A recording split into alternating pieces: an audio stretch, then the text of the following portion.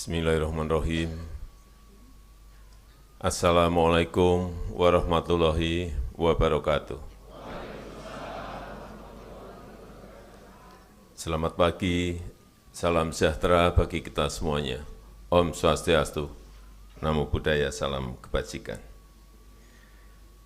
Yang saya hormati para Menteri Kabinet Indonesia Maju, yang saya hormati Ketua Umum Dewan Pengurus Korpri Nasional, Profesor Dr. Zudan Arif Fakrullah beserta seluruh jajaran, Ketua Umum dan Pengurus Korpri di Kementerian, Lembaga, Provinsi, Kabupaten dan Kota, dan segenap anggota Korpri yang saya hormati, yang saya banggakan, hadirin undangan yang berbahagia.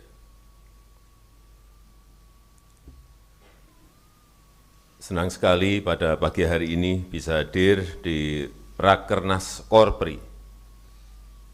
Ini adalah satu-satunya organisasi pegawai Republik Indonesia di luar kedinasan.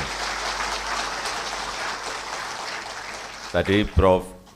Zudan menyampaikan anggota Korpri sudah mencapai 4,4 juta. Ini jumlah yang sangat besar dan juga menjadi kekuatan besar penentu kemajuan bangsa.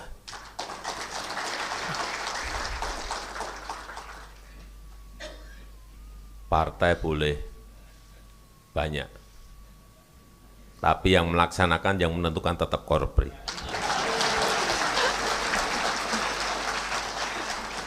Karena yang menjalankan apapun yang ada di pemerintahan itu Korpri. Jadi ibarat kendaraan, birokrasi ini mesinnya. Mesin, betapa sangat pentingnya. Birokrasi itu mesinnya. Dan kita membutuhkan mesin dengan tenaga yang kuat.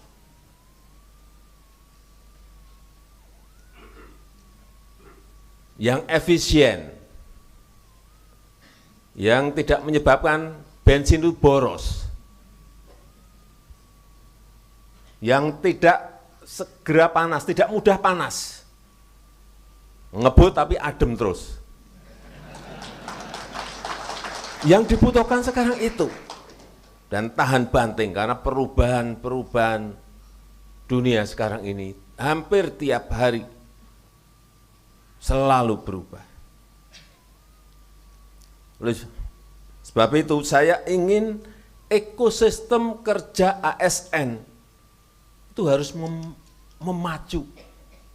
Ini sering saya sampaikan, harus memacu orang untuk berkinerja, memacu orang untuk berprestasi, memacu orang untuk berinovasi. Ini tugas dari Pak Sekda, Provinsi, Kabupaten dan Kota, tugas Sesmen, Sekjen di kementerian dan lembaga. Saya sering sudah menyampaikan ke Pak Menpan RB, harus ada tolok ukur yang jelas, harus ada reward yang jelas. Jadi orientasi, jangan sampai kerja sampai tengah malam. Saya lihat, pernah saya ke daerah, saya lihat ini kok kepala sekolah dan guru ini kerja sampai malam-malam, ini urusan apa saja. SPJ.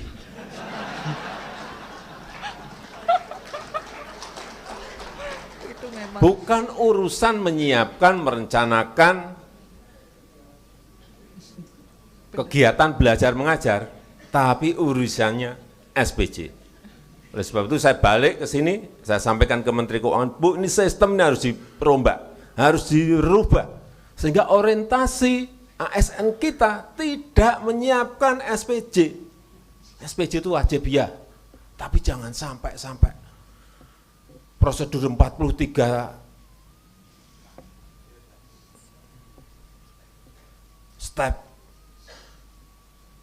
Itu belum anaknya.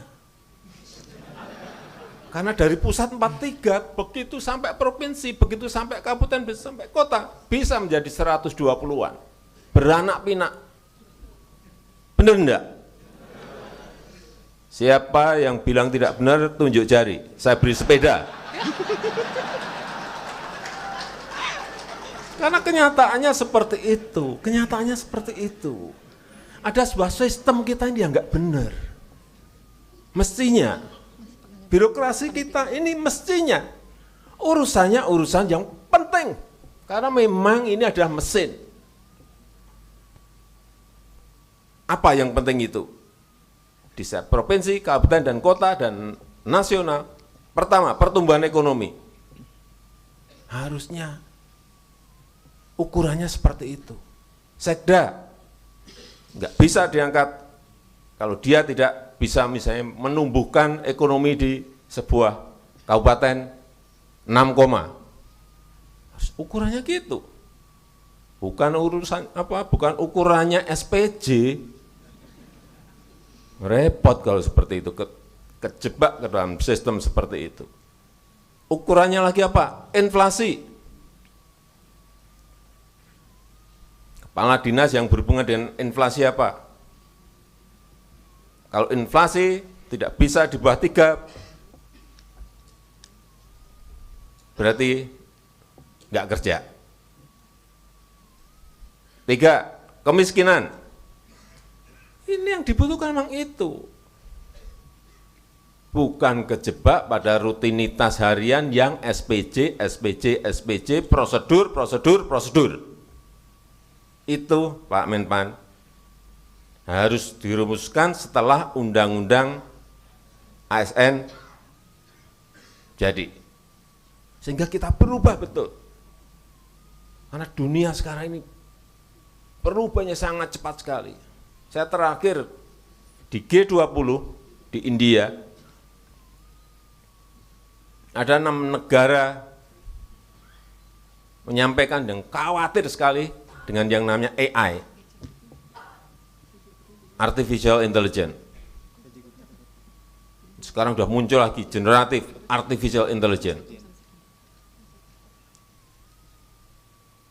Apa yang ditakutkan? Teknologinya ini sudah melesat maju, regulasinya belum siap, belum ada, sudah kemana-mana. Mestinya teknologi muncul, regulasinya disiapkan oleh birokrasi kita. Setiap muncul, siapkan. Kalau enggak siap, yang kena nanti seperti yang baru saja kejadian. TikTok Soft.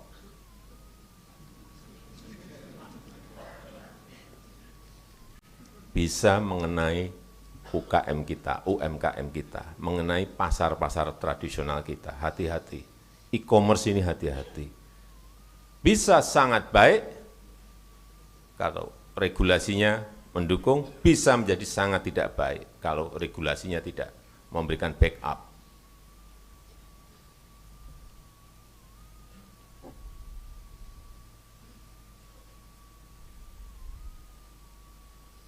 Itu mestinya tugas-tugas besar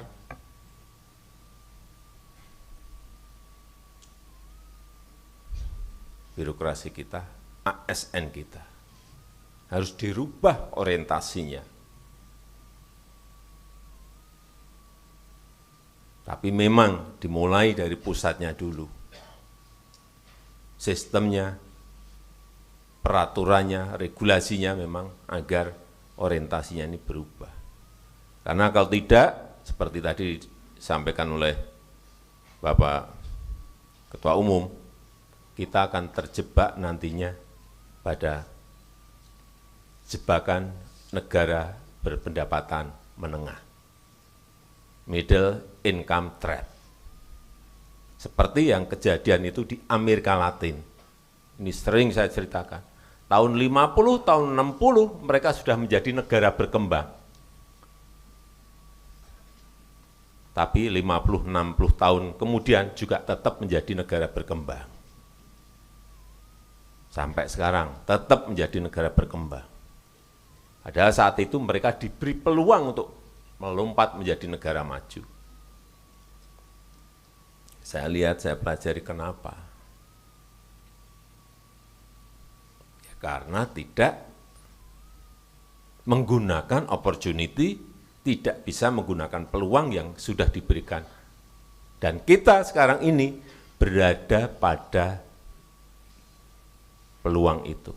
Jadi 3 kepemimpinan nasional di tahun 2024, tahun 2029, tahun 2034 itu sangat menentukan sekali Indonesia bisa melompat menjadi negara maju atau tidak maju, atau terjebak pada middle income trap.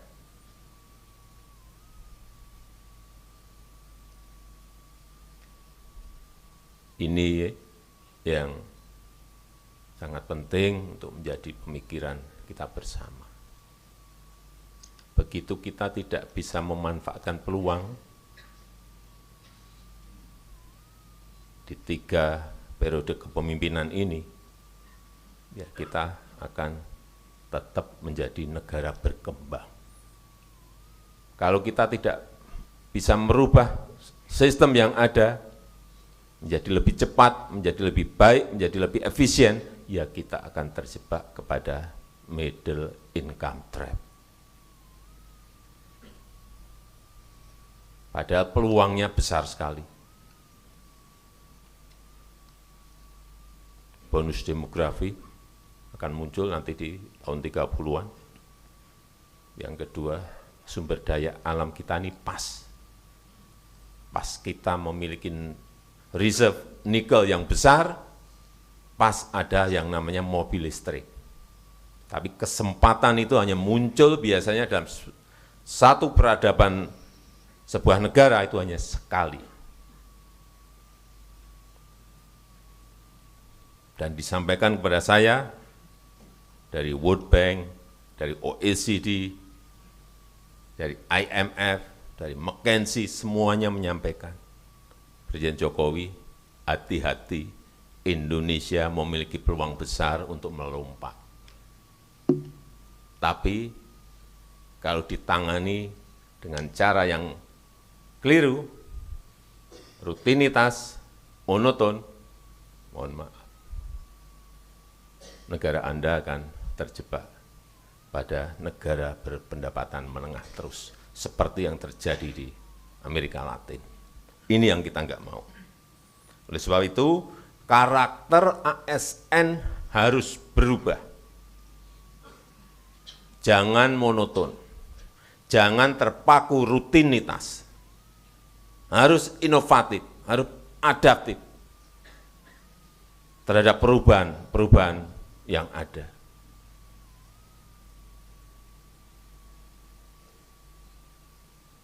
Regulasi, baik itu undang-undang, permen, perda, nanti ada peraturan dinas, ada peraturan menteri,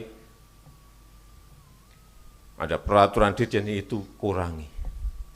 Karena sekarang ini butuh fleksibilitas yang tinggi, butuh kelincahan kita itu. Karena perubahannya berubah-ubah akan sangat cepat sekali. Dan juga ASN yang jangan alergi terhadap teknologi dan digitalisasi. Sangat penting. Tidak bisa kita cegah lagi. Mengejarnya harus lewat teknologi dan digitalisasi.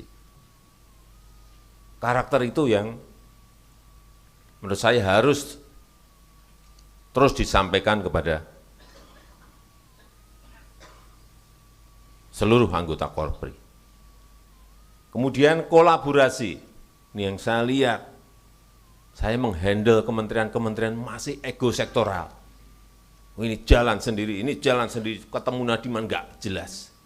Itu yang berusaha selama 9 tahun saya handle agar mereka satu tujuan. Ini mendukung ini, tujuannya satu. Sehingga yang namanya saya bolak-balik sampaikan, Pak Sekjen, Pak Sesmen, Pak Sekda, tolong didesain yang namanya APBN, yang namanya APBD, itu jangan banyak-banyak program. Anggaran jangan diecer-ecer ke dinas-dinas. Buat 1, 2, 3 program cukup, tapi goal. Sampaikan juga ke DPRD mengenai itu. Jangan semua diratain. Kalau ada kenaikan APBD 5%, semua dinas tambahnya 5%, 5%, 5%, 5%, 5%, 5%. Wah, yang terjadi seperti itu. Saya mengalami karena saya pernah jadi wali kota 2 kali, pernah jadi gubernur, pernah jadi presiden 2 kali. Enggak ada di Indonesia seperti itu. Dari bawah wali kota 2 kali, gubernur, presiden 2 kali, enggak ada. Jadi saya nyelami betul, ngerti betul situasi di lapangan seperti apa. Kembali lagi ke APBD tadi, APBN, APBD. Jangan terlalu banyak diecer-ecer ke dinas. Nanti dinas di bawahnya apa? Sekarang karena berubah-ubah terus saya sudah. Apa kabit, nanti ke kabak, ke kasih misalnya. Kalau seperti itu nggak akan jadi barang. Udah, fokus saja. Kalau kabupaten belum ada waduk, sudahlah konsentrasi buat waduk. Setahun 1 cukup, tapi jadi barang.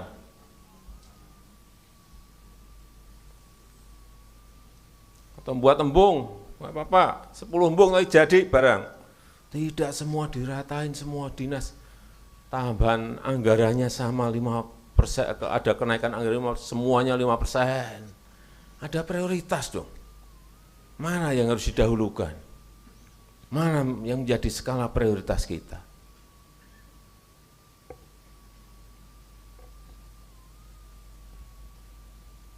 Kita sudah berpuluh-puluh tahun terjebak pada sebuah sistem prosedur yang rumit dan berbelit-belit, itu juga karena aturan banyak sekali. Saya pernah mencabut 3.300 perda. Jangan tepuk tangan dulu. Cabut, udah. Sampaikan ke Mendagri, cabut. Ya Pak, kita cabut. Lewat kajian, lewat kalkulasi cabut. Tidak ada 3 bulan digugat di mahkamah. Kalah. Udah setelah itu saya udah nggak usah. Nah ya cabut lagi, nanti kalah lagi gimana udah. Itu sistem yang memang harus kita perbaiki. Karena yang namanya perda itu akan juga mengatur birokrasi pemerintahan di provinsi, kabupaten, dan kota. Yang kedua, saya ingin titip mengenai percepatan realisasi belanja produk dalam negeri. Hati-hati mengenai ini. Jangan sampai uang pendapatan yang kita kumpulkan dari pajak, dari restribusi, dari penerimaan negara bukan pajak, dari royalti, dari dividen di BUMN, dari biaya ekspor, dari PPN, PPH badan, PPH karyawan, dikumpulkan, sangat sulit mengumpulkan itu.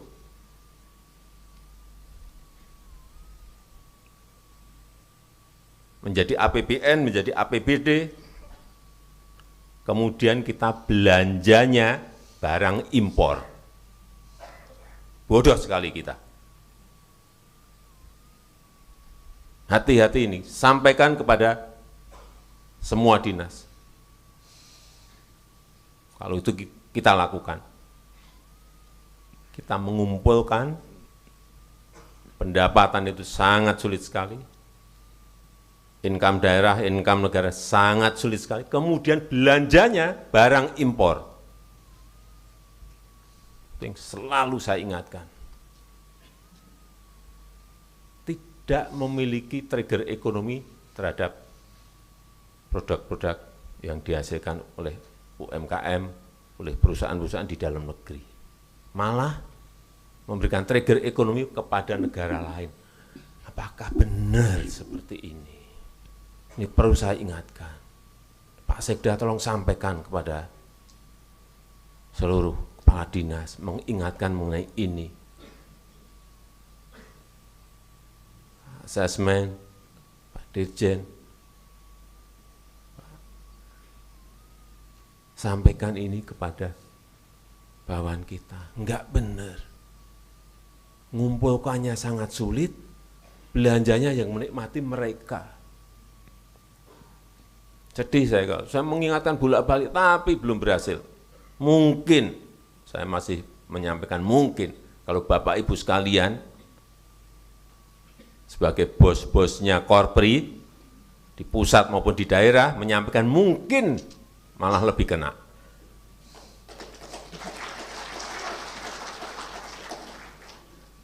Karena ini, tadi pagi saya cek, karena data selalu sarapan pagi saya itu data. Realisasi belanja produk dalam negeri. APBN itu baru 69%. 69%. APBD lebih rendah lagi, 56%. Nggak tahu yang dibeli ini apa, kok baru 56%. Realisasi belanja produk dalam negeri. Kita pantau terus, sekarang ini udah gampang sekali dengan adanya digital ini. BUMN 46%. Gimana kita mau menggerakkan UMKM kita, akan menggerakkan ekonomi kita kalau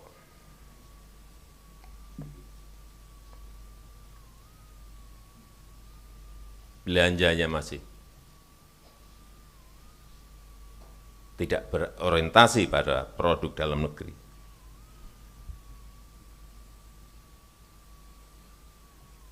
Yang terakhir mengenai IKN yang berkaitan dengan perpindahan. Artinya, Bapak Ibu sekalian,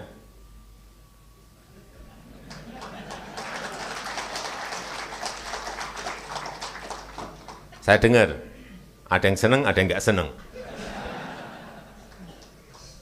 Tapi ingat, Bapak Ibu sudah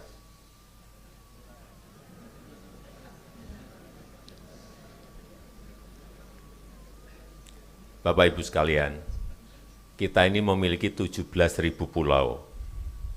Memiliki 17.000 pulau. Satu pulau yang namanya Pulau Jawa itu dihuni oleh 56% dari penduduk kita, 278 juta. 278, 56%-nya itu hidup di Jawa. Sehingga daya dukungnya udah nggak kuat Pulau Jawa ini. 150-an juta hidup di Jawa. PDB ekonomi 58% itu ada di Jawa. Perputaran uang, perputaran ekonomi 58% ada di Jawa. Yang pulau yang lain sisanya yang tadi 17.000 kurang 1 tadi, dapat apa? Ini yang sering saya sampaikan, kita butuh Indonesia sentris, bukan Jawa sentris. Sehingga perlu pemerataan. Perlu pemerataan.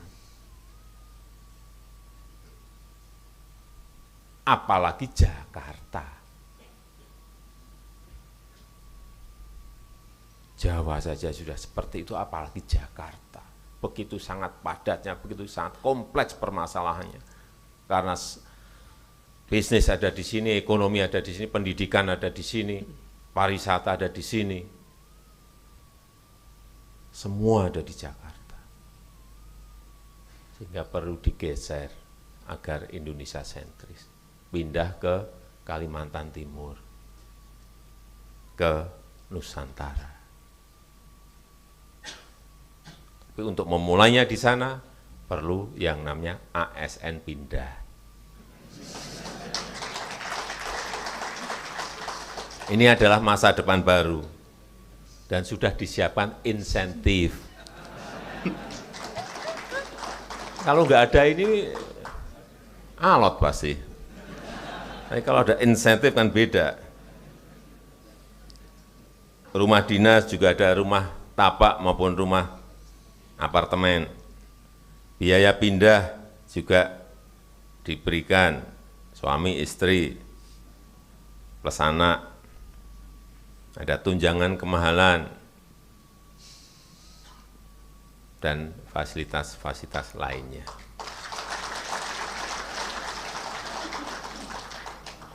Memang butuh jiwa pionir.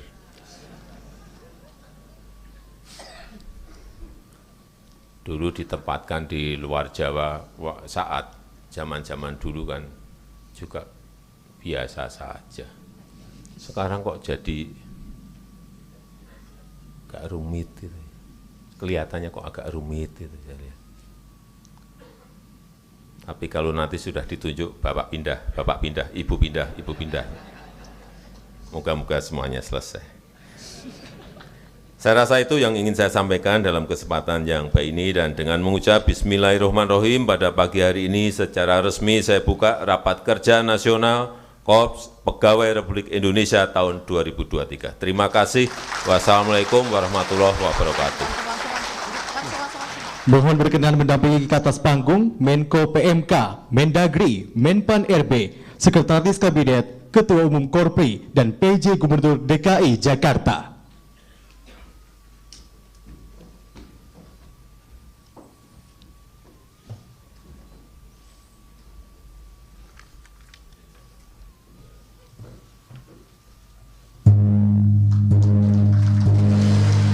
Dengan ini, Rapat Kerja Nasional Korpri tahun 2023 secara resmi dibuka.